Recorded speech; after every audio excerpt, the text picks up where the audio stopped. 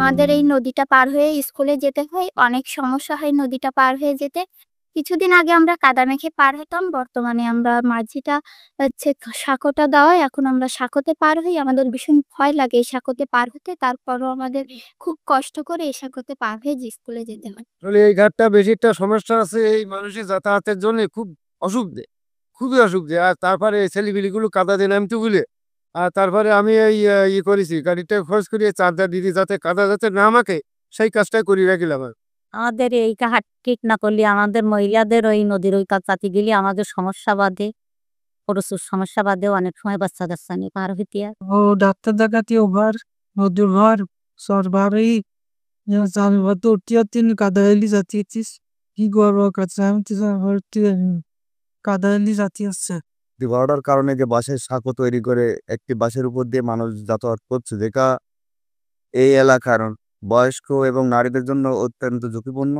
এই ভাট হওয়ার কারণে এটা মানে এইটা তৈরি করা হয়েছে। এটা একটু মানুষের যাতায়াতের জন্য অসুবিধাজনক হয়ে গেছে।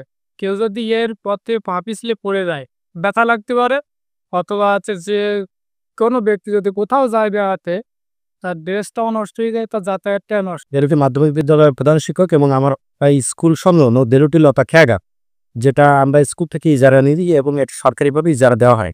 কিন্তু বুল পারে, বিশেষ করে লতার পারে কোনো ঘাট না থাকায় চরে এখান থেকে অধিকাংশ ছাত্রছাত্রী এপার থেকে পার হয়ে আমার স্কুলে দেয় এবং প্রতিনিয়ত তারা দুর্ঘটনার শিকার করে এবং জামা কাপড় নষ্ট এবং বই পুস্তক নষ্ট হয়ে যায়। ইভেন আমরা শিক্ষকরাও প্রায় 7-8 জন শিক্ষক এপার থেকে পার হই।